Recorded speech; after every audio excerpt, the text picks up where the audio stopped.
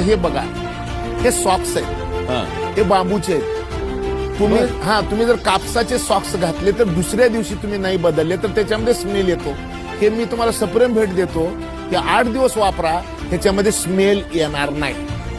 हा सगळ्यात महत्वाची गोष्ट. दुसरी गोष्ट, हे माझ्याकडे टी शर्ट आहे. हे टी शर्ट बघा तुम्ही, हे टी शर्टचं वैशिष्ट्य काय, थंडीत घातलं तर गरम होते आणि गरमीत घातलं तर थंड होते. हे बांबूचं वैशिष्ट्य आहे. तुम्हाला चमत्कार, सगळ्यात मोठा चमत्कार सांगतो. आता बेंगलोरला एअरपोर्ट झालं, आणि त्या सगळ्या एअरपोर्टमध्ये लोखंडाचे पाईप वापरले नाही, तरी बांबूचे पाईप वापरले. हे बांबूचं पाईप आहे. म्हणजे 5,000 कोटीचं एअरपोर्ट झालंय, 5,000 कोटीचं एअरपोर्ट आहे. आणि या एअरपोर्टमध्ये काय आहे तर फक्त बांबू आहे. एक गोष्ट लक्षात ठेवा, अल्युमिनियमला पर्याय, लोखंडाला पर्याय, प्लॅस्टिकला पर्याय, सिमेंटला पर्याय. जर तुम्हाला इको फ्रेंडली जर तुम्हाला जगायचं असेल, तुमचे नातू पंतू आपल्यासारखं जगावं असं जर तुम्हाला वाटत असेल, तर तुम्हाला आता सिमेंट, सळई, अल्युमिनियम, प्लॅस्टिक टाळावं लागणार आहे. हे बांबूचं चमत्कार आहे. दुसरं तुम्हाला आणखीन एक मजेशीर गोष्ट सांगतो. ह्यात काय फ्लोरिंग आहे, फरची.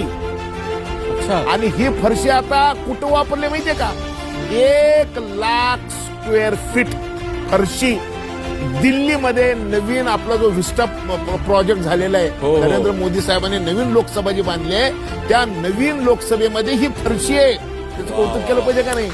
नंबर 1.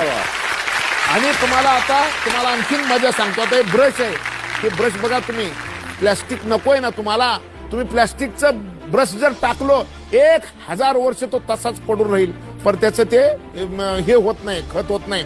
हे बघा, हे बांबूचं ब्रश आहे, दिसायला किती सुंदर आहे. वापरायला तर तुम्हाला मी देऊन जाणार आहे, वापरून बघा तुम्ही. 100% म्हणसाल पुन्हा दुसऱ्यांदा बोलवचाल मला, रिपीट होतंय का तुमच्या कार्यक्रमात?